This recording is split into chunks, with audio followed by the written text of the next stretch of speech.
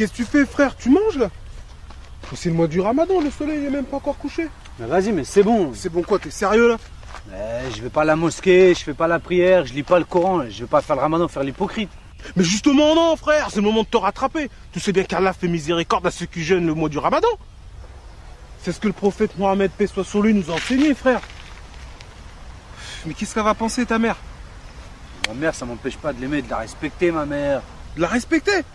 En lui mettant l'archouma comme ça? Franchement, ami, t'as changé, hein, depuis que tu fréquentes ton pote, le chrétien, là, engagé, là. Méfie-toi que c'est pas Chétan qui te l'envoie pour détourner de la vérité. Méfie-toi, Amine, méfie-toi. Mais arrête, Youssouf, il est clean, ce gars-là. Il a jamais dit de mal sur personne. Tiens, c'est pas ton pote chrétien, là-bas, qui arrive?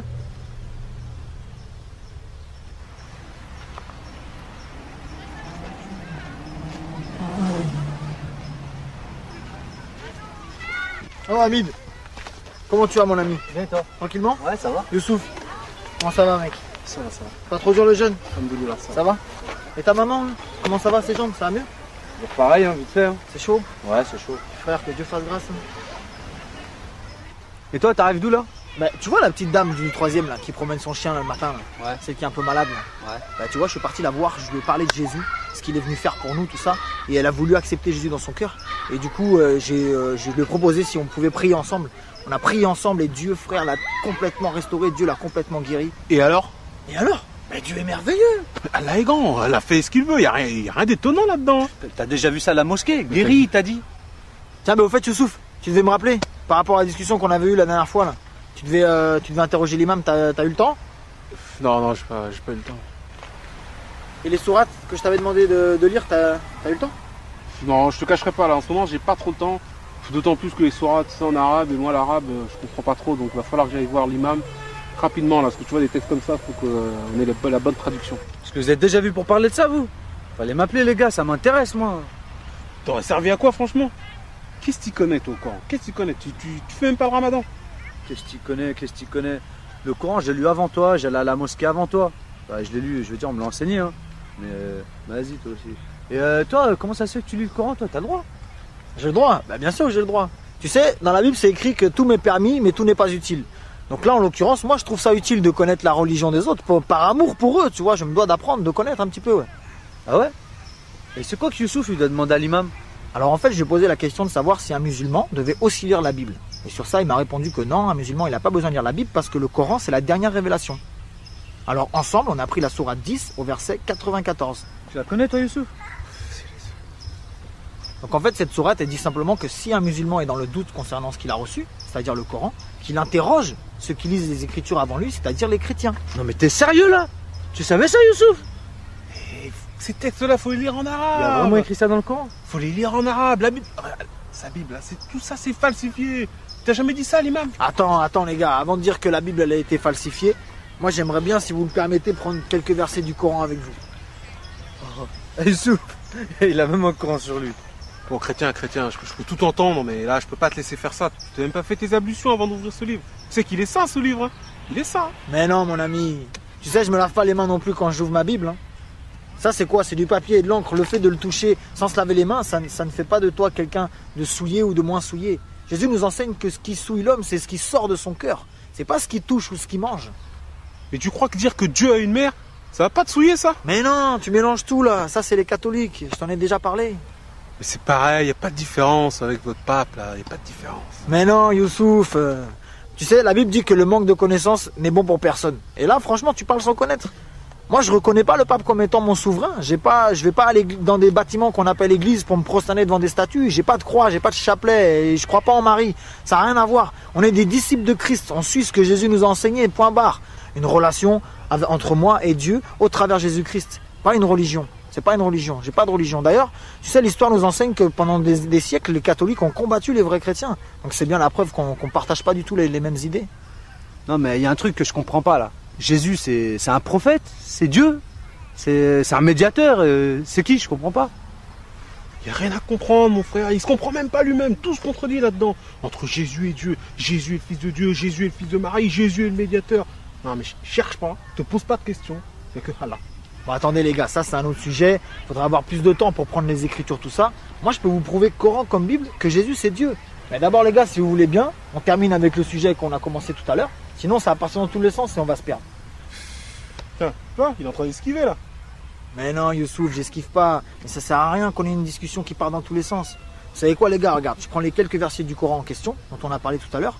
Moi à 18h je dois voir quelqu'un, il faut absolument que je passe la voir. Mais si vous voulez, on se revoit ce soir et on en discute tranquillement. Vas-y, on se voit ce soir. Ah non, moi les gars, ce sera pas possible ce soir là. Je vais couper mon jeûne en famille, donc pour une prochaine fois quoi. Non mais ok, mais c'est pas grave. Sinon on se dit demain 17h30. Ça vous va? 17h30, non, 17h30, je suis chez ma mère, mais venez. Hein. Bah franchement, si je suis pas trop fatigué, Inch'Allah. Bon les gars, vous savez quoi? Je lis vite fait les versets en question et après j'y vais, ok? Alors je vais prendre la sourate, toi tu dois connaître, Youssouf, la sourate 3, verset 3. Donc le Coran dit, il a fait descendre sur toi le livre avec la vérité, confirmant les livres descendus avant lui. Et il fit descendre la Torah et l'évangile. Donc là on voit bien que c'est Allah qui a fait descendre la Torah et l'évangile, donc la Bible. Parce que la Torah et l'évangile, c'est dans la Bible. Donc je prends un autre verset vite fait, dans la sourate 2, au verset 136. Là c'est Allah qui parle à Mohammed et à la communauté musulmane, il leur dit, dites, nous croyons en Allah et en ce qu'on nous a révélé et en ce qu'on a fait descendre vers Abraham et Ismaël et Isaac et Jacob et les tribus et en ce qui a été donné à Moïse et à Jésus et en ce qui a été donné aux prophètes venant de leur Seigneur. Nous ne faisons aucune distinction entre eux et à lui nous sommes soumis. Donc là Allah dit bien, un musulman ne doit pas faire de distinction entre le Coran et la Bible parce que la Torah et l'évangile c'est la Bible. Donc là c'est un ordre qu'Allah donne à la communauté musulmane en leur disant de ne pas faire de différence entre ces livres-là. Donc quand Youssouf, tu me dis que non, en fait finalement je préfère prendre le dernier livre qui est le Coran, c'est comme si tu faisais une préférence entre le Coran et les autres. Alors qu'Allah dit ne faites aucune distinction entre eux. Tu vois? Vite fait, je prends une autre sourate. Donc la 5 au verset sourate 5 au verset 46. Et nous avons envoyé après eux Jésus, fils de Marie, pour confirmer ce qu'il y avait dans la Torah avant lui. Et nous lui avons donné l'évangile où il y a guide et lumière pour confirmer ce qu'il y avait dans la Torah avant lui et un guide et une exhortation pour les pieux. Donc là, le Coran nous atteste bien les gars que dans l'évangile, c'est bien une lumière et un guide pour les gens qui croient. Et vite fait une dernière les gars, je vous laisse, franchement j'ai pas le temps, je suis désolé. Dans la même sourate 5 au verset 68, dit « Ô gens du livre, vous ne tenez sur rien tant que vous ne vous conformez pas à la Torah et à l'évangile et à ce qui vous a été descendu de la part de votre Seigneur. » Je relis juste ça. Vous ne tenez sur rien tant que vous ne vous conformez pas à la Torah et à l'évangile. Donc voilà. Ok les gars? Bon là faut que je vous laisse parce que j'avais dit à la personne 18h. Ce que je fais c'est que les versets qu'on a lus ensemble, là, les références, je vous les écris sur un petit bout de papier. Comme ça ce soir si vous avez le temps, vous méditez dessus. Et demain quand on se voit, on en rediscute. Tranquille. Ok? Yes. Ok. C'est cool David? C'est cool. Ah c'est cool. Youssouf, à demain. À demain. Que Dieu nous conduise les gars. Vas-y, pareil. Allez, bonne soirée, à bientôt. Ciao.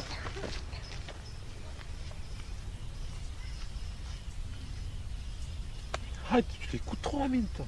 Je l'écoute trop. Toi, t'as pas compris. Il a pris la Bible et il a pris le Coran. Il a comparé les deux. Il a dit que le Coran renvoie vers la Bible. Moi, ce qu'il a dit, c'est écrit. Hein. Moi, je l'aime bien, ce gars-là. C'est un croyant. Un croyant. C'est un croyant. C'est un associateur, un idolâtre. Un idolâtre. Mon pauvre Amine.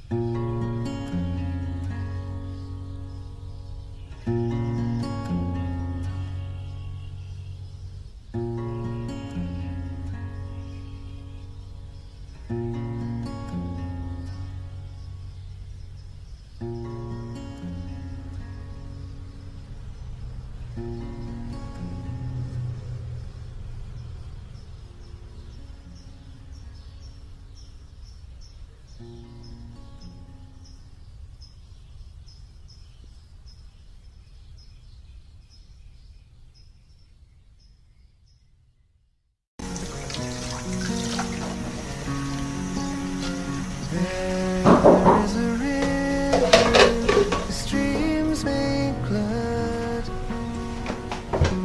The city of God, the holy place. fait, je vais leur ouvrir. God is with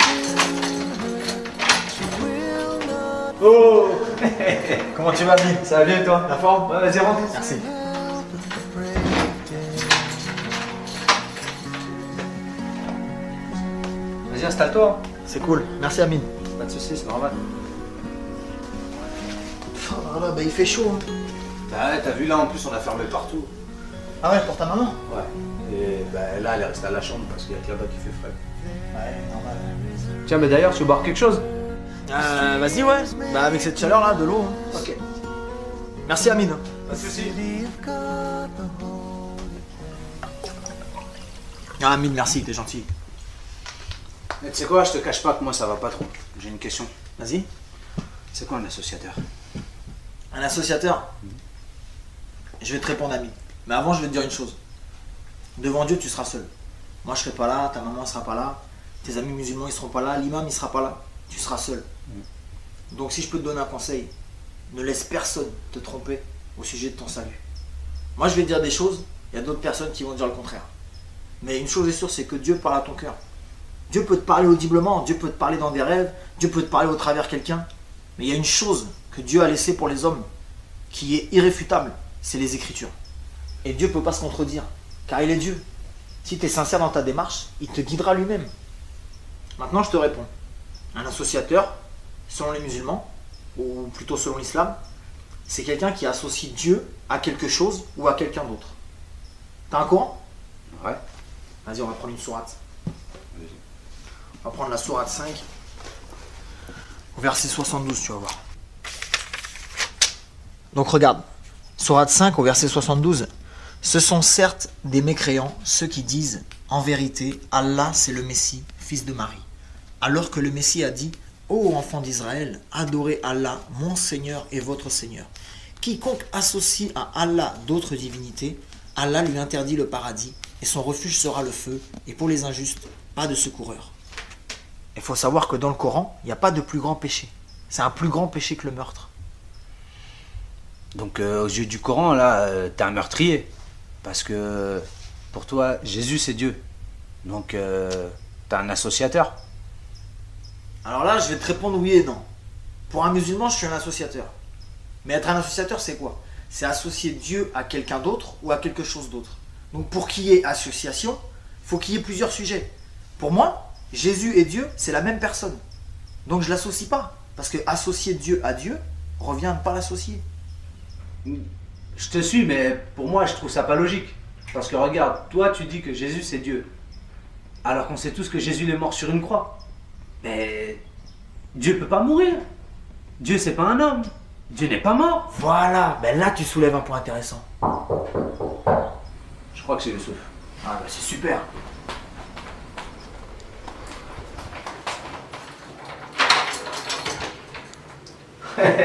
Oh, ça va? Ça va? Salam alaikum. Alaikum salam. Ça me fait plaisir que tu sois venu. Ça a été hier? Ah, ça a été. Vas-y, viens, on est en train de partager. Youssouf, comment tu vas? Ça va et toi? Tranquillement? Vas-y, pose-toi. Et on disait quoi, nous, d'ailleurs? Ouais, je disais que t'as soulevé des points intéressants. En fait, c'est qui t'a dit que Jésus il était mort sur une croix? Bon, je sais pas, tout le monde dit ça. C'est reparti. Ok, ben là tu vois, dans ce que t'as dit, il y a déjà un problème. Est-ce que tu crois que le Coran c'est le dernier livre? Celui qui est descendu pour confirmer l'évangile et la Torah? Bah ouais, on a lu ça hier en plus. Voilà. Tu crois en ça, Youssouf? Bien sûr, le Coran c'est la dernière révélation. Ok. Ben si ces trois livres-là viennent du même Dieu, ces trois livres-là ne peuvent pas se contredire. Parce que Dieu ne se contredit pas. On va prendre un verset ensemble. Dans Jean 19, au verset 17, la Bible dit « Jésus, portant sa croix, arriva au lieu du crâne qui se nomme en hébreu Golgotha. C'est là qu'il fut crucifié et deux autres avec lui, un de chaque côté et Jésus au milieu. » Vous croyez en ça, les gars? C'est écrit. Le Coran dit que la Bible, c'est la parole de Dieu. Bah ouais, c'est... Ouais. Ok, on va prendre le Coran maintenant. La sourate 4, au verset 157. « Et à cause de leurs paroles, nous avons vraiment tué le Christ, Jésus, fils de Marie, le messager d'Allah. Or, ils ne l'ont ni tué ni crucifié, mais ce n'était qu'un faux semblant. Et ceux qui ont discuté sur son sujet sont vraiment dans l'incertitude. Ils n'en ont aucune connaissance certaine. Ils ne font que suivre des conjectures et ils ne l'ont certainement pas tué. Donc là, les frères, il y a un sérieux problème. Toute la Bible, dans son intégralité, elle nous présente Jésus comme étant celui qui a été crucifié, mort à la croix pour nous, afin que lorsqu'on meurt, nous les hommes, on puisse avoir accès au ciel. Et le Coran vient 600 ans après, et il nous dit que non, il n'a pas été crucifié. Mais que sur la croix, c'était quelqu'un d'autre. Mais c'est chaud là, ça se contredit complètement. Ben oui, c'est chaud, Amine. On fait comment là maintenant? Comment ça, on fait comment? C'est falsifié tout ça, Amine. Je te l'ai déjà dit, la Bible, elle est falsifiée. Youssouf, frère, à ton avis, Dieu veut conduire les hommes à la vérité ou à l'égarement? À la vérité, bien sûr. Mais alors pourquoi il nous demanderait d'aller lire un livre si celui-ci a été falsifié? Ça n'a pas de sens. S'il est Dieu, il savait à l'avance que les Écritures elles allaient être modifiées. Si ça serait le cas, il t'aurait recommandé de jamais ouvrir la Bible parce qu'elle est fausse. Mais là, bizarrement, il dit aux musulmans d'aller lire la Bible. Donc selon toi, Dieu veut volontairement égarer les gens. On a lu les sourates hier où Allah disait d'aller lire la Bible.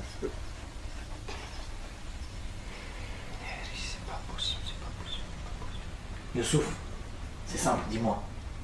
T'as déjà eu des fausses chaussures requins du marché au bled là? Bah, bien sûr, quand j'étais plus jeune. C'est quoi le rapport?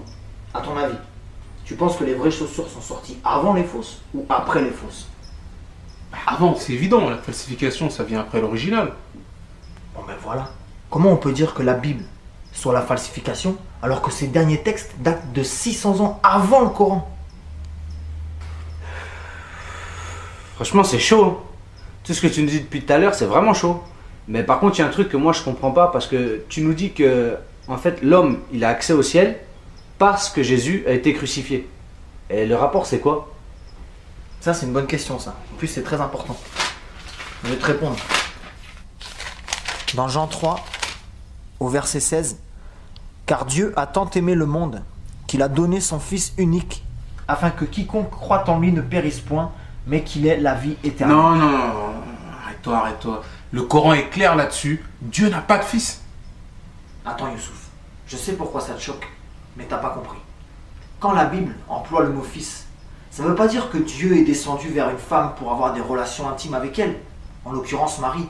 Mais Dieu lui-même a fait habiter son esprit dans Marie pour qu'au travers elle, il puisse naître comme un homme, semblable à tout autre homme, mais né de l'esprit de Dieu. Voilà pourquoi on dit Jésus est le Fils de Dieu, parce que Dieu l'a engendré de son esprit, non pas par un acte physique. C'est pour ça que Jésus c'est le seul homme ou le seul prophète qui n'a pas de père biologique. Attends, tu t'égares. Adam aussi n'avait pas de père. Le Coran nous enseigne que le miracle de Jésus, c'est le même que celui d'Adam. Ben oui, mais c'est vrai ça. Allah fait ce qu'il veut. Hein. Mais ça servira à quoi Dieu de descendre comme ça? Ok. Youssouf, comment Dieu a créé Adam? Comment il l'a créé? Tu fais ce qu'il veut, je t'ai dit. Ouais, ok. Mais qu'est-ce qu'il a utilisé pour le créer? Ben de la poussière. Ok, donc il est né poussière. On connaît tous cette grande citation biblique quand Dieu parle à Adam, qui lui dit tu es né poussière et tu retourneras à la Poussière. Ok, ben on va prendre une sourate maintenant. La sourate 4 au verset 171.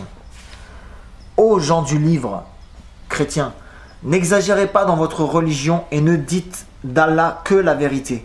Le Messie, Jésus, fils de Marie, n'est qu'un messager d'Allah. Sa parole qu'il envoya à Marie est un souffle de vie venant de lui. Donc là les gars, le Coran atteste bien que Jésus est né de la parole de Dieu et qu'il est né du souffle de Dieu. Et ce mot-là, souffle, en hébreu et en arabe, c'est le même mot qui désigne le mot esprit. Donc on voit que Jésus est né de l'esprit de Dieu. Donc si on reprend pour Adam, tu es né poussière et tu retournes à la Poussière. Mais pour Jésus, tu es né esprit de Dieu et tu retournes. Esprit de Dieu. Voilà, Jésus, c'est l'esprit de Dieu dans un corps humain. Donc c'est Dieu lui-même incarné. Voilà pourquoi Jésus, c'est le seul homme de toute l'humanité qui n'a jamais péché, attesté par le Coran et attesté par la Bible. Parce que Dieu ne pêche pas, c'est contre sa nature. Mohamed aussi, il pêche pas. Il n'a jamais péché. T'es sûr, Youssouf? Renseigne-toi bien sur sa vie dans les hadiths. Et tiens, on va prendre un verset ensemble. C'est la sourate 40 au verset 55. Donc c'est Allah qui parle à Mohammed. Endure donc, car la promesse d'Allah est vérité. Implore le pardon pour ton péché et célèbre la gloire et la louange de ton Seigneur soir et matin. Donc si Allah demande à Mohammed d'implorer le pardon de son péché, c'est parce qu'il avait péché. Et Hamid, tout à l'heure tu avais une question. Ouais, en fait, ma question c'est pourquoi Dieu il a envoyé Jésus ou pourquoi Jésus s'est envoyé lui-même. Hamid, tu vois bien que ça tient pas debout son histoire. Dieu se sera envoyé lui-même. Ça n'a pas de sens, Hamid. Oh. Ben frère, attends. Est-ce que tu sais que dans le Coran il nous est dit qu'au jour du jugement, tes membres, c'est-à-dire ton corps, vont témoigner contre toi? Bah, ça je sais, oui, je sais. Et alors? Ben tes membres ou ton corps, c'est bien toi, non? Bah, oui. Ben alors pourquoi tu t'étonnes de la nature de Jésus? Ben attends, je comprends pas trop par rapport au jugement du corps, tout ça là. Ce que je veux dire, c'est que si tes membres ou ton corps, c'est toi, et que tu reconnais qu'au jour du jugement, ils témoigneront contre toi-même, c'est bien la preuve que tu as au moins deux natures. Mais que malgré ces deux natures, tu restes un être unique, à part entière. Et ça, tu peux le retrouver dans la sourate 24 au verset 24. J'irai voir. Je prends cet exemple pour expliquer une chose. C'est que Jésus était 100% homme, avec toutes les faiblesses qu'un homme peut avoir. La faim, la soif, la fatigue, etc. Mais il était aussi 100% Dieu, avec tous ses attributs, saint, juste, parfait, miséricordieux. Toi, en tant qu'homme, tu es déjà composé de trois aspects. L'esprit, l'âme et le corps. Dieu nous a créés à son image selon sa ressemblance. Donc, Dieu a un esprit, Dieu a une âme, et Dieu est venu dans un corps. Et ces trois aspects de sa personne forment un Dieu unique. Comme toi, tu es un être unique, malgré ces trois natures. Cette expression-là, Père, Fils et Saint-Esprit, on ne parle pas de trois dieux distincts, mais simplement de trois aspects d'un seul et unique même Dieu. On va revenir à ta question, Hamid. Ouais, s'il te plaît, ouais. Youssouf, on parlait d'Adam tout à l'heure. Est-ce que tu sais comment Dieu a dû s'y prendre pour pardonner les péchés d'Adam quand il a désobéi? Bah oui, Dieu est miséricordieux. Il pardonne. Oui, il pardonne. Mais comment il a dû s'y prendre? Je comprends pas ta question. Ok. Par exemple, imagine que tu me voles 500 euros. Quelques jours plus tard, tu regrettes et tu reviens vers moi pour me demander pardon. Ok, moi je te pardonne. Mais si tu es sincère dans ton pardon, et pour rétablir la justice, ces 500 euros-là, tu vas me les rendre. Bien sûr, sinon ça sert à rien que je te demande pardon. Voilà. Pour Adam, comment ça s'est passé? Quand ils ont péché avec Ève, Dieu leur a dit que s'ils mangeaient le fruit, ils allaient mourir. Mais est-ce qu'ils sont morts suite à ça? Non. Non, ils ont demandé pardon. Ok, et leur dette? Leur dette, quelle dette? Dieu leur a dit vous mourrez, mais ils sont pas morts. Donc ils ont une dette. Et cette dette-là, c'est leur vie. Donc pour Dieu, il lui fallait une vie en retour. La Bible, elle nous enseigne qu'Adam et Ève, quand ils ont péché, ils se sont confectionnés des vêtements en feuilles de vigne pour cacher leur nudité. Mais Dieu, il n'a pas agréé ça, et à la place, il les a revêtus d'une peau d'animal. Donc pour ça, Dieu a forcément pris la vie d'un animal. Et c'est la vie de cet animal qui a servi de dette pour la vie d'Adam et Ève. La Bible, elle nous enseigne que sans effusion de sang, il n'y a pas de pardon des péchés. Et le salaire du péché, c'est la mort. Et on a tous péché, les gars. Tous depuis Adam. Mais maintenant, pour que Dieu vous pardonne, quel sang a coulé pour vous, mes frères? Depuis le commencement, tous les prophètes et les hommes de Dieu, ils allaient sur des montagnes pour offrir des animaux à Dieu. Et c'est le sang de ces bêtes-là qui couvrait le péché du peuple et de celui qui offrait. Mais tout ça, c'était dans l'attente de l'agneau de Dieu lui-même, le Messie, le seul qui avait un sang assez pur pour racheter les péchés de l'humanité tout entière, présente, passée et future. Et voilà ta réponse, mon frère Hamid. Dieu, par amour pour nous, et seulement par amour, s'est revêtu d'une chair humaine, afin de s'offrir lui-même en sacrifice parfait, le seul sacrifice qui plut à Dieu, au point où sa colère, elle demeure plus sur ceux qui croient en cette bonne nouvelle. Et la Bible dit que celui qui a le Fils a la vie, mais celui qui n'a pas le Fils n'a pas la vie, et la colère de Dieu demeure sur lui. Comprenez les frères qu'avec tous les péchés qu'on a commis, le simple fait de dire pardon, ça suffit pas. Dieu, dans sa justice, il doit faire retomber son châtiment sur nous. Mais la Bible dit que ce châtiment-là, Il l'a fait retomber sur Jésus, autrement dit sur lui-même, dans un corps qui ressent toutes les douleurs et toutes les souffrances. Jésus a souffert pour nous les frères, et il est mort à notre place. Et tout ça parce qu'il nous aime. Dieu nous aime. Et t'as des versets de tout ce que tu dis là? Mais bien sûr, regarde, on va prendre Romains 5 là. Tu peux lire, Amine? Ouais. Regarde au verset 8. Mais Dieu prouve son amour envers nous, en ce que, lorsque nous étions encore des pécheurs, Christ est mort pour nous. Oh, c'est mon alarme.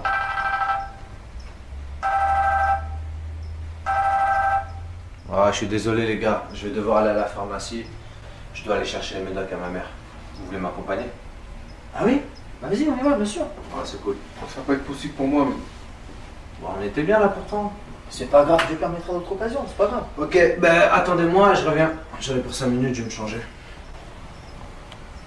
Ça fait plaisir. C'est cool. Bon, Youssouf, on te laisse là. Vas-y. Bon, Amine, À bientôt, mec. je te remercie. ciao, ça fait plaisir. À bientôt. À bientôt, Inch'Allah.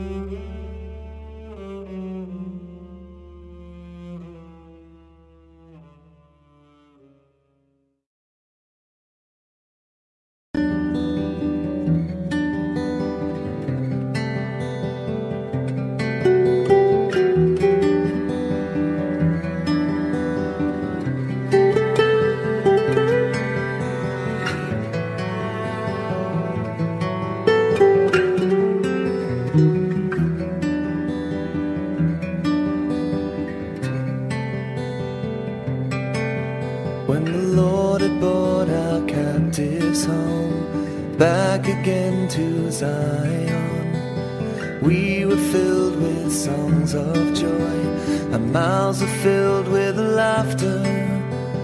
We were like men who dreamed.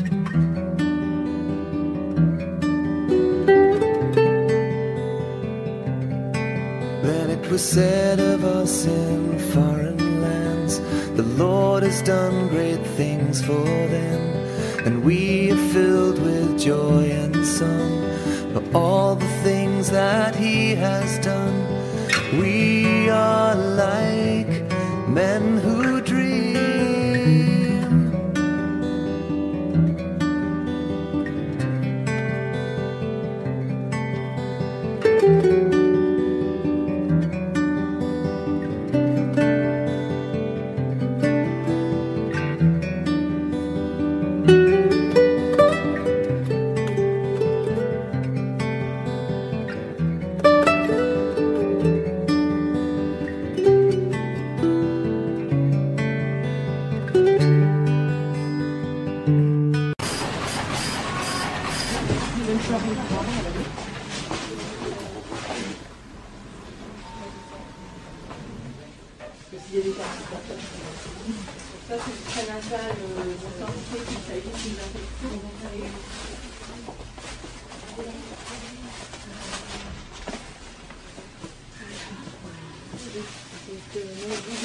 Tiens, voilà Annie.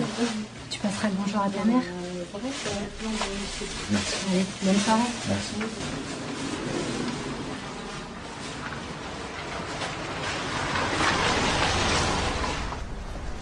Oh, Hamid!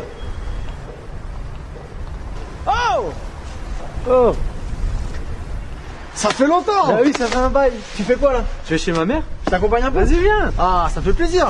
Alors ça va toi? Ouais, ça va. Toujours pareil, hein, Médoc.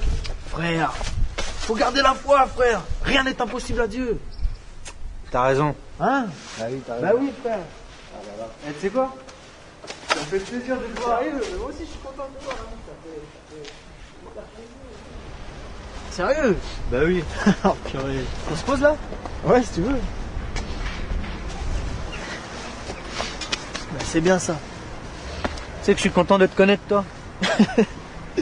Bah, moi aussi, je suis content, Amine. Pourquoi tu me dis ça?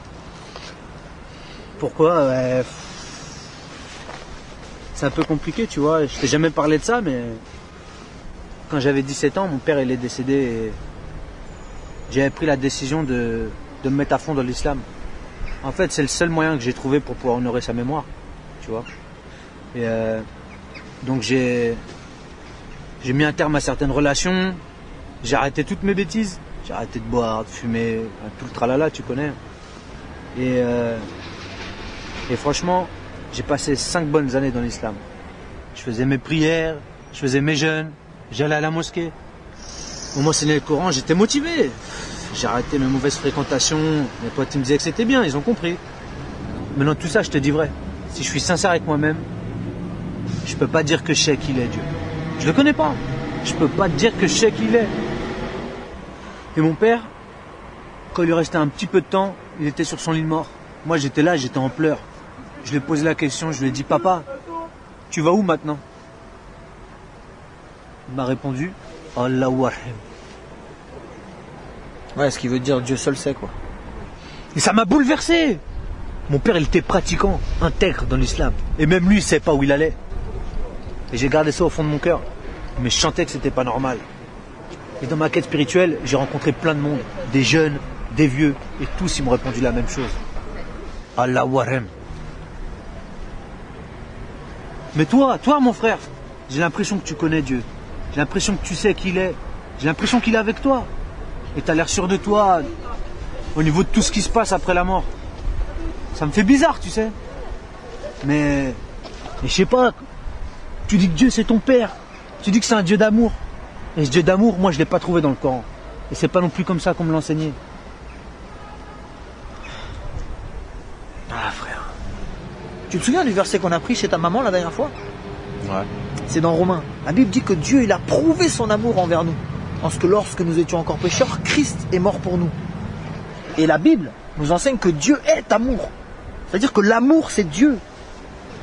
Et le Dieu de la Bible, c'est le Dieu d'amour. Et Dieu nous l'a démontré. Dieu nous aime, frère. Dieu t'aime, Hamid. Et la manifestation de cet amour, c'est la personne même de Jésus-Christ. Voilà pourquoi celui qui ne reçoit pas Jésus rejette inévitablement l'amour de Dieu dans sa vie. Et tout ce qui va avec, y compris la vie éternelle. Jésus lui-même a dit, je suis la résurrection et la vie. Donc il est la vie éternelle. Maintenant, une chose est sûre. Celui qui ne rejette pas cet amour, mais qui au contraire le reçoit, c'est-à-dire qui reçoit Jésus, sera inévitablement rejeté par les autres. Et moi-même, je suis passé par là. Ça, c'est inévitable. Ben ouais, mais moi c'est pareil, ça m'énerve ça. Aujourd'hui je fume plus, je bois plus, et je fais plus n'importe quoi. Et j'ai quand même gardé certaines valeurs de l'islam, et ma mère elle est contente de ça, tu vois. Mais les mecs là qui squattent, qui vendent, mais ça sera eux les premiers à parler demain. Déjà quand ils me voient avec toi... Bah, tu serais surpris de voir que c'est pas forcément eux justement. Et bon, quoi qu'il en soit, faut leur pardonner. Faut pas leur en vouloir parce qu'ils savent pas ce qu'ils font. Nous, le seul jugement qu'on doit craindre, c'est le jugement de Dieu. Mais frère, là je vais devoir te laisser là. Bah attends, t'es sérieux là? J'ai plein de questions moi. Hamid, faut que j'y aille, moi. J'ai un temps de prière avec les frères là. Et viens avec moi si tu veux. On s'est rentré dans 2 heures pour les médocs à ma mère. Ben oui, on sera rentré, je te ramènerai, t'inquiète pas, allez viens. Vas-y.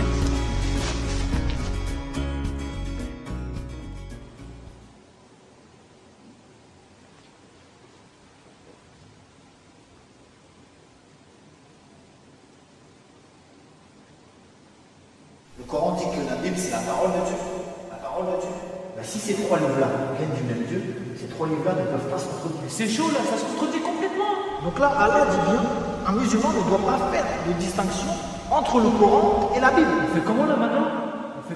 Quel sens vous voulez pour vous? Mais ce qu'il a dit, c'est que la Bible dit que celui qui a le Fils a la vie. Mais celui qui n'a pas le Fils n'a pas la vie et la colère de Dieu demeure sur lui.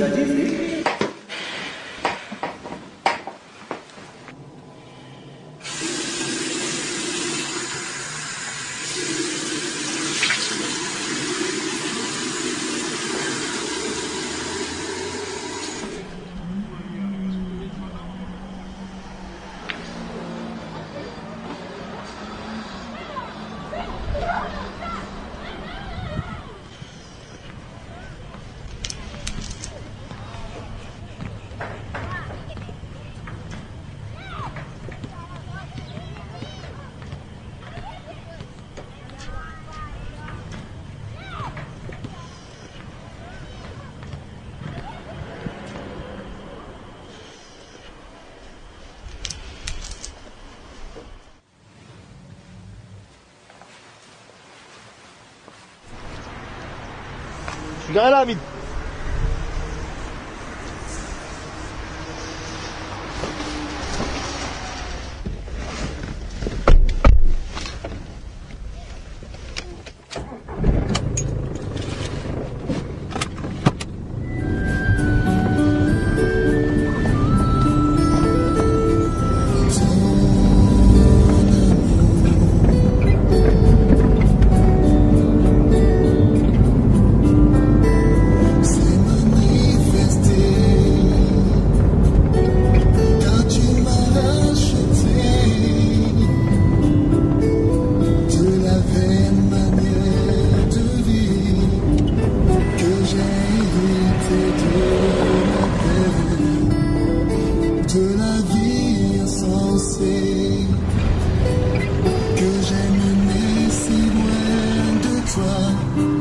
T'avais pas plein de questions à me poser, Hamid?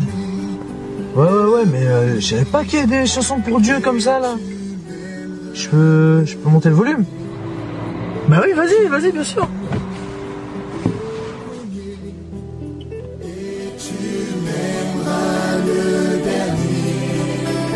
Tu m'as aimé le premier et tu m'aimeras le dernier.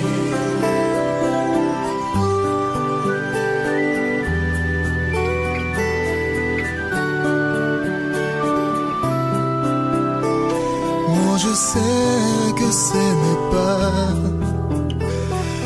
de l'argent ou de l'or que j'ai été racheté, de la vaine manière de vivre que j'ai hérité, mais par le sang précieux de Christ, comme des agneaux sans défaut, sans tache et prédestiné avant la fondation du monde. Tu m'as aimé.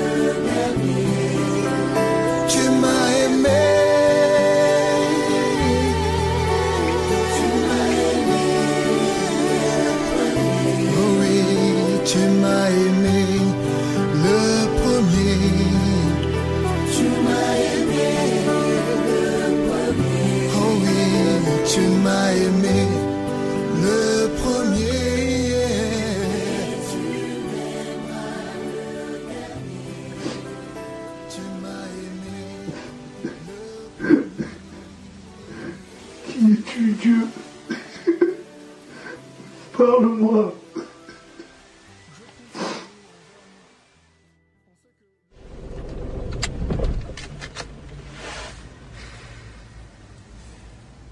C'est Hamid, je vais te dire une chose.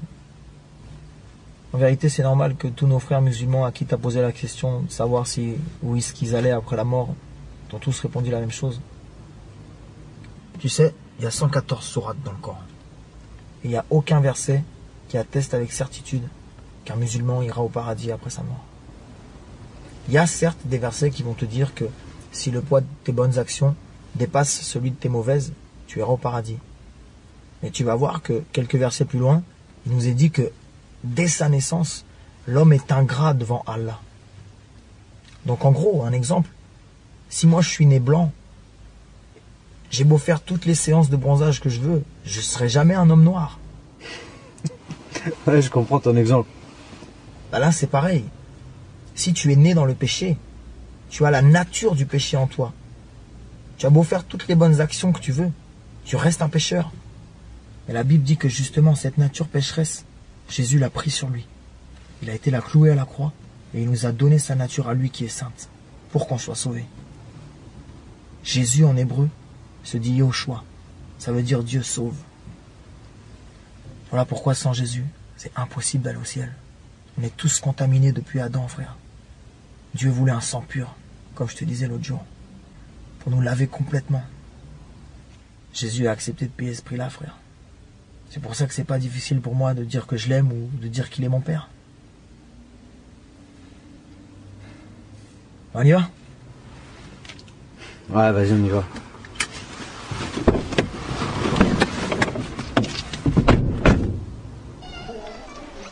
Mais t'es sûr que c'est une bonne idée? Je me sens un peu bizarre là. Frère, t'inquiète pas, ça va aller. Tu sais quoi, Amine? Je sais que t'as pris conscience que Jésus a été crucifié il y a 2000 ans. C'est un fait, c'est une réalité. Mais la Bible dit que 3 jours après sa mort, il est ressuscité. Et c'est pas une légende, frère, c'est du concret. Il a vaincu le plus grand adversaire de l'homme, frère. La mort. C'est pas juste un simple prophète qui peut faire ça. Jésus, frère, il vit aujourd'hui. Et s'il vit, tu peux le rencontrer. Il y a beaucoup de nos frères musulmans qui ont vécu ça. Il y en a même qui ont eu la grâce de voir le Maître apparaître dans leur chambre, frère. Jésus est vivant, frère. Et moi, je suis persuadé qu'il veut que tu expérimentes son amour. On y va? Ouais, vas-y. Allez.